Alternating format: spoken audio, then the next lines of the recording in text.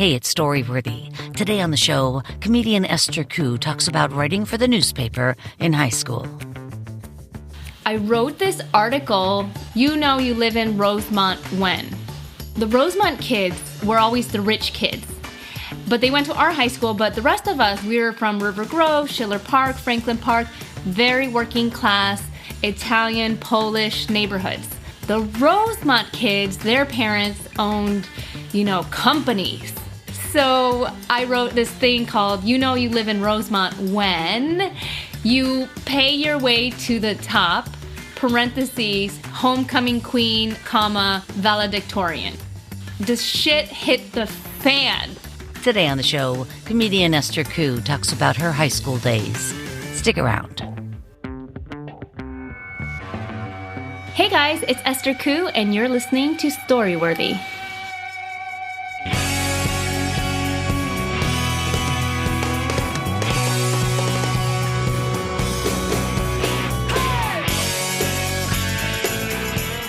Welcome to Storyworthy. My name is Christine Blackburn, and I'm coming to you from Los Angeles, California. Whether you're a longtime fan of the show of 12 years, it'll be 12 years in July, or you're a new fan, welcome to Storyworthy. Now, I hope you guys enjoyed the show last week, which was actually Story Smash, the storytelling game show. I put that up last week, but before that, we had on Coco Brown. Coco Brown is so funny, and I'm so happy I discovered her. Esther Ku, do you know Coco Brown? Of course I know Coco Brown. She's so funny. Coco Brown, funny mama. Damn it, why? I feel like such a knucklehead that I did not know Coco. She is such a powerhouse. And so nice. Oh, that's great. Yeah, I laughed all day, on the episode with her. I laughed the whole time. But I didn't know her act. And she's just so strong. She just commands the stage. It's exciting. I know, right? I haven't seen her in a while, but she's always killer. Yeah, she really is. And Esther Ku, you are killer, and I'm so glad you came on today. You've been on Storyworthy before, of course, and that story about getting caught,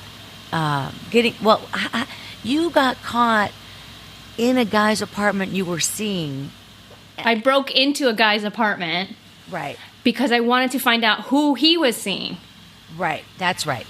Because you weren't cheating on him. He was cheating on his wife. Right. Right. And that story... And I did a little investigating on my own. You sure did. And that story, for some reason, is still one of my favorite stories over the last 12 years because your descriptions and you pretty much relived that story on the show. And so it was so great. I can't remember what year it was, but go back. If you guys type in Esther Ku and Storyworthy, then it'll come up right away. Yeah. It's still up, of course. So do that. But now today, Esther's on the show, and she brings forth the topic high school days. So I'm anxious to hear this. And also, Esther, I thought you lived in New York now, but now, wait, where do you live? I'm in Miami, bitch. What is happening? What is happening in Miami? Why did you go there? Well, you know what? It's like I was in New York for 7 years, and the grinded me down. Mm-hmm. So I removed myself from the equation, and I came here. And it's just more chill. I love the humidity. It doesn't make my hair frizz. Mm-hmm. I just like the lifestyle here. But when did you move? Was it pre-pandemic or? Yeah. So yeah, it was 10 years ago. Oh, gosh, Esther, you're kidding me. No. 10 years ago. Yeah. Wow, man, I am out of touch. But you seem to get around because you seem to perform in a lot of different places. Oh, yeah. I get around like the Beach Boys. I'm all over the place. So really you're like, wait, I thought you lived somewhere else. No, you really are. And I was just noticing, I was thinking about your career and how many things you've done, not only stand-up, but your writing. And then also, and maybe I'm wrong here, but I know you played ukulele, and I've seen you do rim shots on the drums. Do you play other instruments? Yeah, I play the piano, and I grew up playing the oboe, which I don't have an oboe anymore, so I don't really play anymore, but people tell me it's like riding a bike. Like if you knew how to play it, that you could pick one up and do it again, but I haven't tried that yet. You would be the only oboe comedian out there, I'll say that. Maybe. Is that a wind instrument? It's a double reed wind instrument, and I think Rainn Wilson played the bassoon. Oh, wow. Interesting. Yeah. That'd be a cool band. Get together with Rainn Wilson. Maybe Kelly Carlin could play something, and you guys could do a little, I don't know. And so who made you play the oboe? Did you want to play that, or did your parents say, hey, Esther, play the oboe? My band director in 4th grade, Mr. Milligan, he chose the oboe for me. Because I had like these glasses. I was the one Korean kid in our class. And he's probably like, oh, she looks smart. She can play the oboe, which is a hard instrument. And is it hard because there's 2 reeds and you're blowing in 2 different places? Or what makes it so hard? Well, it's a double reed, so the reed is actually like pressed together with a thread and a cork. So what makes it hard is that you kind of have to purse your lips onto the reed, and it requires a lot of breathing, lung energy, lung capacity. So, it was just, it is a hard instrument. Yeah, well, it's very interesting. The mouthpiece is hard, yeah. Yeah, it's very interesting that you play it. It seems sort of random. Does the oboe sound good by itself? Like, is there something that you would play on the oboe and the audience could be like, oh my God, that's stunning? Totally. Actually, the oboe has the closest sound to a human voice as any other instrument in the orchestra, they say. Wow. Wow, that's very interesting. Yeah, so oboes get a lot of solos. And usually there's only 1 or 2 oboe players in a whole band or orchestra, so we get a lot of solo time because it really stands out. Like if you have a bad oboe player, it really ruins the band. Wow, that's very interesting. That's very interesting. See, you got creative talent out the wazoo, man. Amazing. Hey, I read somewhere that you love Rod Stewart. Is that true? I do. I do love Rod Stewart. I love his music. I saw him 2 nights ago at the Hollywood Bowl. You did? Oh, cool. I saw him amazing. A couple months ago here. Oh, in Miami. It was so good. Yeah. I mean, isn't he so good? The fact that he's 77 years old, he's such a tiny man, isn't he? Yeah, well, I was far away, so I couldn't see how tiny he was, but he has so much energy for his age. So much energy. No, dude, I was also far away, but, they got the big screens and stuff, and you can just tell he's the tiniest man on the stage. He's he's probably 5'4". Well, anyway, but yeah, what energy and the way he's jumping around, like, you can't fake that. Yeah, well, it's because he surrounds himself with all these young, beautiful women who are his backup singers, and how talented they're all on are those stage girls? with him. You know what I mean? So that keeps his energy up, I'm sure. There were it was either 6 or 7 girls. They were all dressed identical in white blouses with hip hugger shorts. The little cute little sequin shorts. And then at first when we saw them, when they opened up in L.A. at the Bowl, and probably in Miami as well, they opened up with Robert Palmer's Addicted to Love. Did they do that at your show? I don't remember. So anyway, Rod Stewart opens up playing or singing that song, right, which is obviously not his song. But he sang that, and all these girls were around him doing that, that dead stare look from that music video, Addicted to Love. And then at first I think these girls are just going to be pretty girls in the background. But then the next thing you know, each of them are singing and playing every instrument, and they start tap dancing. Do you remember the tap dancing? Amazing, right? They were so talented. So when I read that you like Rod Stewart, I thought, oh, looky there. We'll have something to talk about. You also play a very good ukulele. I've heard you play. And if I'm right, the ukulele I saw you playing was like a Martin. Is that right? Oh my God, I broke my Martin ukulele. How? You know what I did? I left it in my car, and you're not supposed to leave babies or ukuleles in your car. Oh. And it was hot, and then eventually, probably weeks later, I was like, oh yeah, my ukulele's in my car. I took it out, and it was cracked.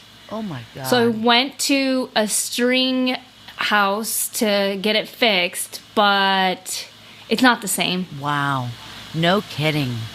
Did they try to replace it or bond it together or what? Yeah, the bridge came off and it was also cracked on the body. So they repaired it, but I kind of regret it because I'm like, I should have just bought another ukulele, another Martin ukulele, because it sounded so good and it's not the same. It was a really beautiful ukulele. I saw you when you were playing with Ku and the gang over at the what's it called, the Cusack, the wood... Kulak's Woodshed? There you go, Kulak's Woodshed. And I saw that video. It's so good. Oh, thank you. That Kulak's Woodshed place is amazing. Really? It's in the valley, right? Yeah, it's is it the Valley or Studios? It's over there, yeah. Yeah, it's over there. This amazing music venue, so teeny, so teeny tiny. The decor is like kitschy, hippie vibes. Every inch of the wall is covered with something. And they have a 6-camera setup already in place. They have a dolly, they have a crane. Wow. And you can go there and tape your set and get a 6-camera video, professional HD video of your set. You know, Esther, and they just have it all set up. Yeah, this is it's good amazing. Wow. I would recommend all musicians to go check it out when they're in LA. Yeah, that's really interesting. Also for stand-up. I was just setting goals yesterday. You know, just setting goals, as we will. And one of my goals is I really need to get a 50-minute comedy set down or a 1-hour special. I have the material. I just need to get out there and hammer it out. And that sounds like a great gig to do it at. Oh, yeah. I think somebody did a comedy thing there. Somebody else. It's mostly musicians, so but maybe they'd be open to it. Yeah. It's a small place, so it wouldn't hold a ton of people for an audience, but you know, but it could be enough with the right cameras. Totally. Or I always tell comedy club owners about that place, and I'm always like, well, how much would it be to bring some professional camera guys and make a setup like that? Right. That it just stays there. Like the dolly stays there. That's amazing. It's a permanent fixture in the music venue. And a lot of times at the clubs like the Improv, I know specifically because I have that show there, they don't allow any filming during anybody's sets because, except they'll have like one static camera in the back, but they don't want that kind of insurance, you know, problem with cords going through the audience, or you know what I mean, like people, handheld cameras, people trying to actually shoot can be, you know, there's too much equipment around. I think it's better if they have a setup, right? So because then everybody comes in with their tripods, then you're in the way, and you know. So if it's a permanent setup, at least it would be like, they could make money from that. Yeah, because you know what Zanies does actually in Chicago? They have a bracket on a wall, and they have a phone holder. So you just put your phone there, and it's not in anybody's way. It's no tripod that's going to fall over. The waitress isn't in the way, nothing. It's just they screw it into the wall, and you just put your phone there, and it's already designed for it to look great, on stage because it's already measured, and you just so put your phone. Why doesn't everybody do that? It's so simple. It's so Everybody simple. should do that. So you could tape your own set on your phone, and then you just grab your phone when you're done with your set. That's it. I'm going to start spreading the word around here. Yeah, spread it like HPV. Come on, That's Christine. What I'm saying. Hey, Esther, I can't wait to talk to you about your story today, high school days, because I had my own. You know, when I think of my high school days, growing up outside of Pittsburgh, it was so vanilla. We had one black kid, we had one foreign exchange student, and it was just so white. And the only thing I liked about high school, there was wood shop. I took wood shop for all 4 years. That's awesome. Yeah. Did you make like dressers and stuff? Tons of stuff. Yeah, tons of stuff. Like wow. The last project. See, that's practical. Yeah, I know. And I really am good with that stuff. I still am good with tools, etc. But I was going to say, the one thing I remember about high school was the smoking area. We had a smoking area. Now, I didn't smoke cigarettes, but it's just so funny now that they provided that for kids like Oh my God. 15 and My up. high school, we had so many pregnant teenagers. We had an after school program for moms and their babies. Oh my, you're kidding. Now, Teen what moms. city was this? Chicago. In Chicago. Wow. All right. Well, I can't wait to hear the story. But before we do, I wanted to remind everybody that Story Smash, the storytelling game show, is back at the Hollywood Improv every month. Next show, June 25th. Coming up here with Blanca Patch, Danny Zucker, and Kelly Carlin is playing, which is great. Did you watch the George Carlin special, Esther?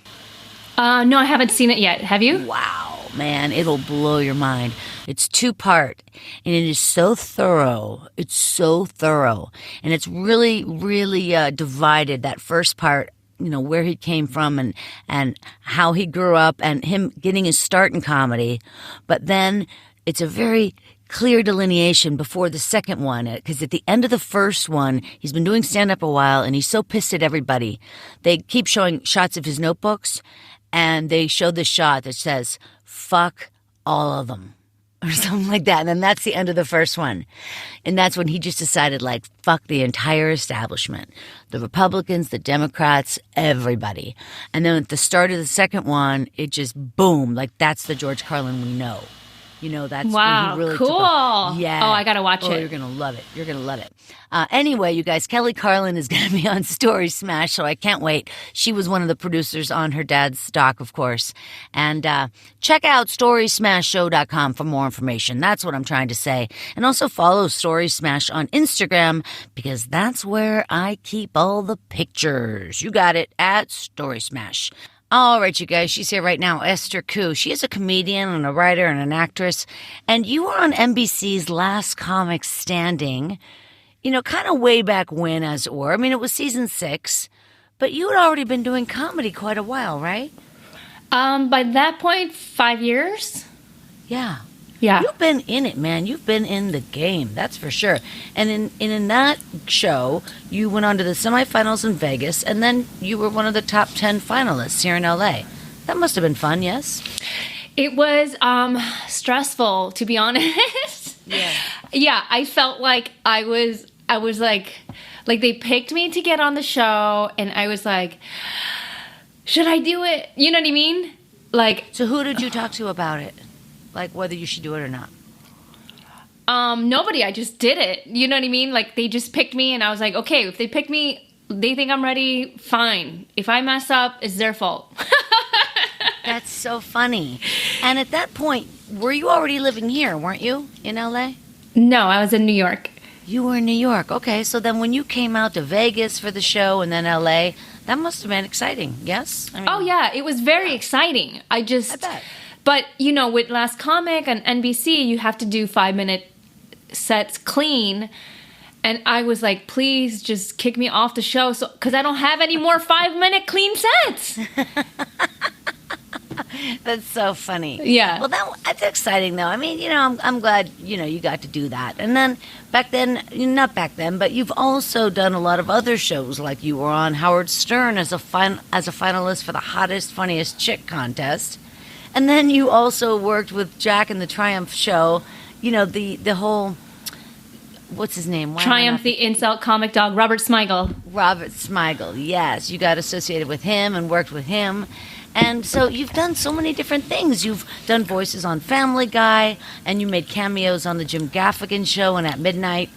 And then you've done a lot of the other big podcasts like Joe Rogan, Craig Ferguson, Getting Dug with High, Bertcast, all those big ones. So they like you. You know what I mean? Yeah. You're fun. You're so likable. It's so fun. It's so funny that you list all these credits because it sounds impressive, but on a day-to-day basis, I'm not doing much. Yeah, I know. You know how it is. It's been COVID, and It's been a lot of things going on. How is the comedy scene in Miami? It's actually grown a lot. It's grown so much because during the pandemic, we were open. So we were doing shows. You know what I mean? No, I don't know what you mean. Wait a minute. You're telling me the Florida and Miami, you guys never shut down? Well, we did shut down for like 3 months. And then come summer of 2020, because there were no restrictions on bars, there were comedy shows going on. And I started a outdoor comedy show that I ran smart. for the winter when the mosquitoes aren't here. So that was a lot of fun because everybody else is doing Zoom shows, and I was able to perform live in front of an outdoor audience, which isn't ideal, but it's better than a Zoom show. Yeah, for sure. And I still wore my mask even though we were outside because I was so careful. I did not want to get sick. Yeah. Yeah. How is it living in Florida? Because you know how the jokes come and you're crazy governor and, you know, are you involved in any of that or do you pay any attention to that? You know, I live in a part of Miami where it's pretty liberal. So it's not like, you know, with big cities, you know, we're not so, I don't see a Trump flag out my window, for instance. Exactly. You know what I mean? So it is Florida, but it's not 100% Mar-a-Lago. Well, that's good to hear. Yeah. Do you have a pet alligator? I have a pet dog. Aw. I have oh my gosh, look at that baby. He's so small. I have a toy poodle who weighs 8 pounds. My cat's bigger than that. That's hilarious. Yeah, she's so tiny. Look, this is her whole body. My gosh, that's an adorable dog. That's adorable. Well, listen, I'm really excited you're here, and you guys can find out more about Esther and see you in some of the most beautiful clothes, by the way. Like some of the clothes you've been able to wear, you know, at different events and stuff. You've been in so many beautiful clothes. You look good I think what I mean is you look good in everything. You do. You look good in everything. Well, it's always fun when you have a wardrobe stylist and they have access to stuff that you and I would never be able to find at a store, even if we go to a Lord & Taylor or Bloomingdale's. This stuff is like secret. Right. Well, you plus, know? I wouldn't know what to look for. Like, I just don't have that. I don't have a flair for clothes. I wear my gym clothes mostly. And then on stage, I wear jeans and T-shirts. Right. But but when you get a professional to dress you, it is like, what? This is, I know what you mean. If, you know, when you think about things like, would you rather have a chef, a driver, a masseuse, or a costumer, or, you know, or a wardrobe person? I'm like, well, I'd take the driver. And then, no, but I would love to have somebody dressing me. That's awesome. Yeah, you know, it's also kind of like decorating your house. Like, I'm so bad at it that I'm like, I should really just hire, you know, there are people who do this for a living. You better believe it. They look at a room and they can change everything in their mind within like 60 seconds. I know. Yeah, it's true. Anyway, you guys can find some great pictures over at funnyku.com and also find Esther over on Twitter at Esther Ku. All right, you guys, wherever you are, put your hands together for Esther Ku. So, I grew up in Chicago, and in my high school was very like Ferris Bueller's Day Off, Breakfast Club, because those movies took place in Chicago. So when I watch those movies, they remind me of my high school. My high school was very big. It was 2,000 kids, and when I was a junior in high school, I wanted to be in the journalism in journalism class because you got to write on the school paper. And I read Time magazine every week, and I wanted to be a writer. I thought I wanted to study journalism because I was like, I'm a writer. Let me learn how to write for a newspaper. So I joined the newspaper staff, and it was called the East Light and Highlights. And I started writing for the paper, and I came up with like my own funny column. Like, you know you're a senior when you stop shaving your legs. Or, adorable. you know you are a freshman when. And just relatable stuff to other high school kids. And I also had 2 columns, thumbs up, thumbs down. Thumbs up, having Esther Ku in your class. Thumbs down, having Esther Ku in more than one class. And I got that from Animaniacs. They did good idea, bad idea. Yeah. So I would. Adorable. Oh, thanks. So I would like. Oh, no, what's so exciting is there is so much creativity. When you look at comics and stuff, and you look back at what they've done, it's always been creative. Always. Yeah, exactly. Yeah, so I got to join the newspaper staff, and I had my own column all year. And by the time it was like the end of my senior year, a lot was going on in my life. I was leaving the church that I grew up in, which wanted me to have an arranged marriage. So a lot was going on in my life that might have not have been going on in other kids' lives in my high school, right? So I was dealing with a lot, and I wrote this article. Well, one of my columns I wrote, "You know you live in Rosemont when?" And Rosemont is the town that O'Hare Airport is in. Mm-hmm. So the Rosemont kids were always the rich kids. But they went to our high school, but the rest of us, we were from River Grove, Schiller Park, Franklin Park, very working class, Italian, Polish neighborhoods, Mexican. So our parents were nurses, postal men, lunch ladies, janitors, airport baggage handlers, very regular people.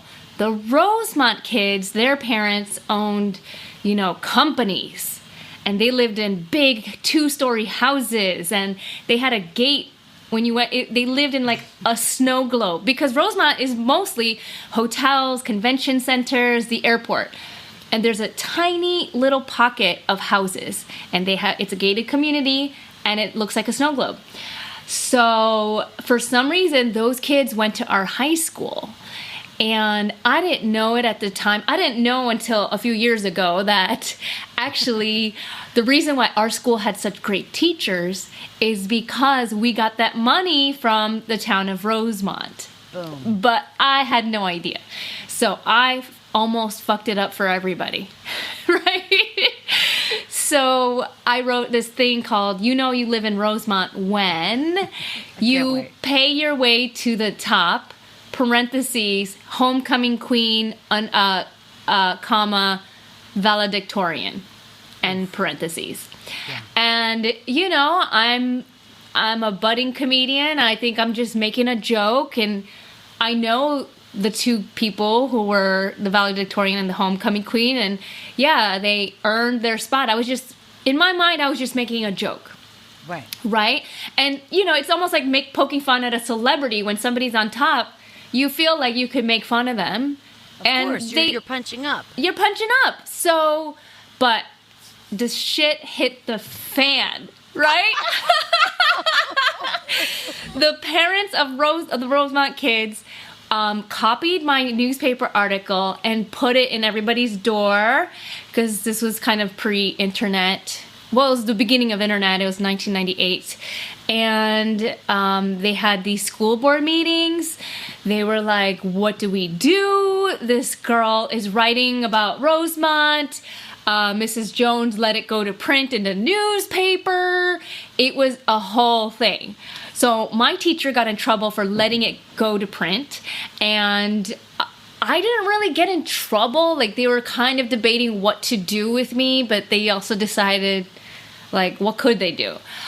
Then the next month of the newspaper, I had my regular column in its spot, and it just said, "Censored by the administration." I mean, I put that there, right? Sure. I was like, awesome. This is good press for me, right? Yeah. Anything controversial will sell. Sure. So then I had all these, I'd been writing for the newspaper all year, and I had all these funny things that I would write down. And because I read Time magazine, there was this column called Verbatim where they would take quotes and print it in the paper. I had written down a lot of quotes that my teachers had said, and I overheard. Some that were funny, some that were inappropriate, just something that would get a reaction. Right. So I started an underground newspaper over Hotmail, and I gathered like maybe 50 email addresses of my friends. It said, hey, what's your email address? And this was just when Hotmail was, people were like, what's Hotmail? And I would go to the community college behind my school, behind my house, Triton College, and use their computers for free at the library. And I would type out all the quotes. I would, make columns called like, why did the chicken cross the road? Because Mr. Jamarin was on the other side. Or, I'd be like, why did Mrs. Elwood cross the road? And then, and then I'd have a punchline for each of our teachers. Sure. So, it's just like a funny, rebellious teenager thing to do. Sure. So then I would send out I wrote the lowlights, because our newspaper was called The Highlights. So I called my underground newspaper The Lowlights, issue 1. And I was like, should I just use all my material for the first issue? And I was like, yeah, fuck it, whatever. But then I always, the next week I always had more material. Like, you just have to trust the process, right? Yeah, because it's also news when it's in high school. Every day there's new stuff happening. Exactly. So then I wrote one column, you have your period when. You sound like you're walking with a diaper down the hallway and stuff like that, right? So then it just kind of went viral in my high school. These people had like copies of my underground newspaper the next morning, and everybody was passing it around and reading it because it was funny. And my principal called me into his office, and he looked like Dr. John. He looked like the Monopoly guy, white hair, bald, Dr. Johnson, and he was like, "Have a seat here," and I was like, and he was like, "Did you print this?" I said, "Well, I didn't print it on school property. I sent it from home." And he was like, "Well," and he had that issue with the you have your period when. Oh. And it's also like, he's like, "Do you think this is appropriate to be sending out in the newspaper?" I said, "This is not the school paper. This is my own underground newspaper, which was sent off school grounds. So what am I in trouble for?" And he was stumped.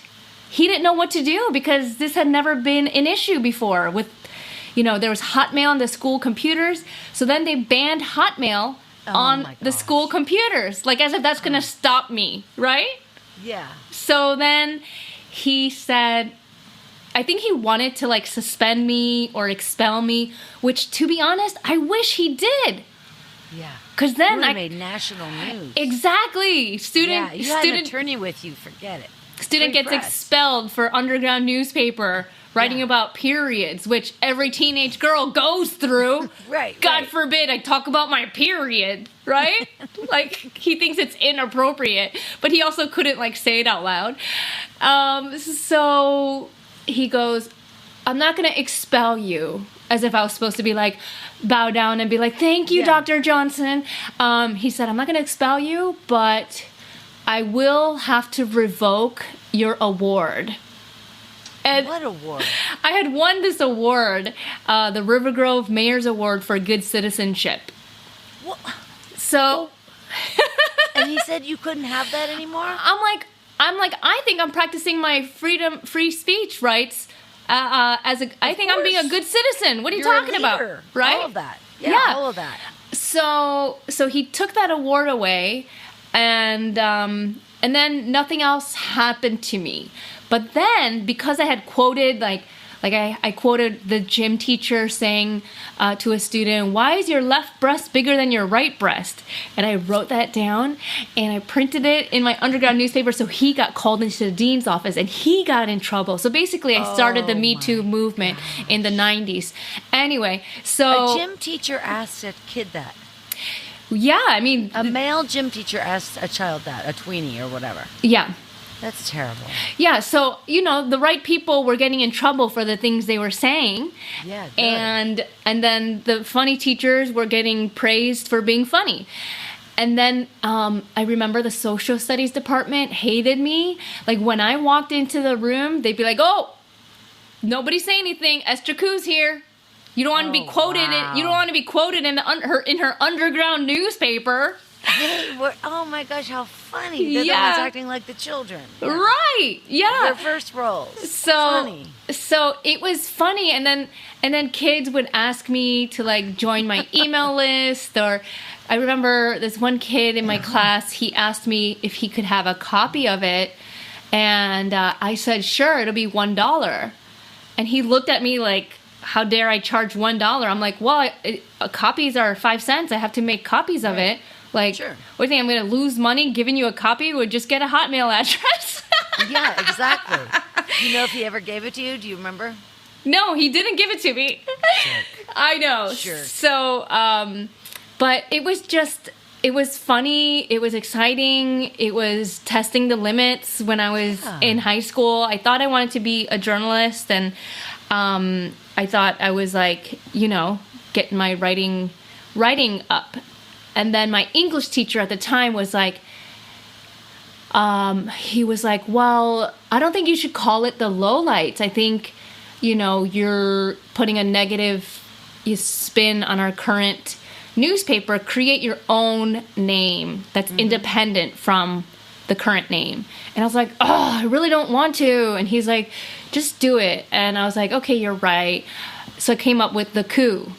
I was going to say, I know. Yeah. Ku, there's so much to play on there. It's crazy. Yeah, so C-O-U-P. Yeah, C-O-U-P. Nice. Right. So then I changed the name, and then that's how I ended my whole high school career. It was kind of awesome. Yeah. Did you put that on transcripts for college and stuff?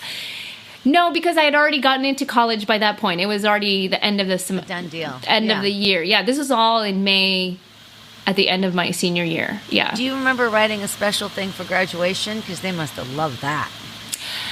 A special thing for graduation? No. Yeah, I mean something funny. I would think that would be a juicy thing to riff on. No, I didn't have anything for graduation. No, but top 10 sandals for graduation.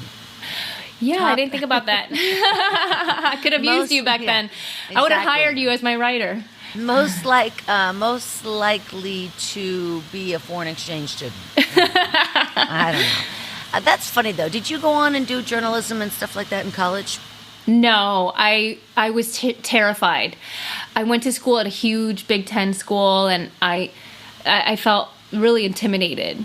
Because it's 36,000 students. And I know. And I remember very specifically also being intimidated in college. But now I look back, and especially because I have a 15-year-old kid, and I tell them all the time, obviously you can be anything. But when I was 19, I remember very specifically seeing this girl and a guy, like from the school newspaper. He had the camera and somebody held a boom, and she was doing this stand-up. And I remember thinking, I should have done something like that. I really blew it. As if at 19, that was... It was too late. So silly. It's so dumb. Oh, my. It's never too late. It's so obviously never too late. I mean, for Phyllis anything. Diller started when she was 36. Yeah. I think Rodney Dangerfield was 50. Exactly. Anyway, you are such a delight. I love talking with you. And also, by the way, I think that the idea of the journalism, I mean, it is writing. It's copywriter. It's copywriting. Or it's, you know what I mean? It's definitely getting your opinions on paper, and that's the beginning of stand-up. It would be hard to be in high school and quantify, like, I'd like to be a stand-up. Because you haven't lived yet. You haven't, how much can you comment on? Or how strong can your opinions be in high school? I mean, I don't know. Maybe I'm wrong. But I feel like comedians, you have to live a little to have something to talk about. Well, I mean, I did have material. I mean, talking about being a high school kid and talking about my period and teachers. And there was a wealth of material. It just, being a comedian just seemed so far away. I don't know how I would do that, Yeah, so it was didn't seem accessible. Yeah, but then, in fact, it was the beginning of it. So it all makes sense. Because you've always been creative. Yeah. Yeah, you have. Do you have any plans to come out to LA anytime? I do, yeah. Oh, good. When? Well, I don't know right now, but I'm sure I'll be there maybe next month or something. Oh, good. If you are, please look me up, and we'll figure out shows or something. For sure. You're the best, Esther. You guys can find more about Esther Ku over at her website, funnyku.com. Is that right? Funnyku.com? Funnyku.com, and I just started making TikTok videos. I put it off for the longest time, and I'm like, okay, fine, you know what? I'm going to give in. So I can't wait. Yeah, so now I'm having fun with TikTok. Yeah, I can only imagine. You're so talented. Yeah. And I know you would be like that, too. Those little snippets. It's so good. Right, little clips. Good. Yeah, you're the best. All right, you guys, one more time on behalf of the very talented Esther Ku. Thank you so much. Thank you, Christine. My name is Christine Blackburn, saying, make it a story-worthy week.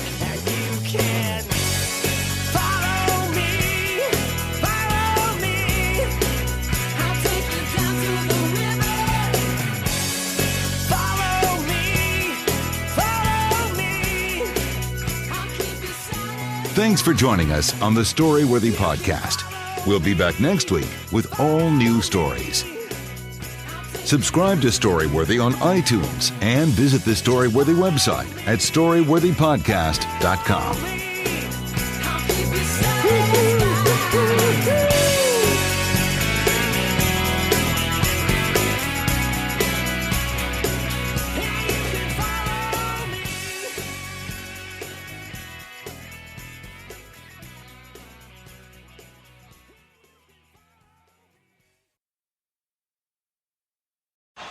Hi, I'm Flo from Progressive. Being a baseball fanatic like me can be stressful. It's not all sports points and touchdowns. So Progressive is going to help you take your mind off your team for a moment.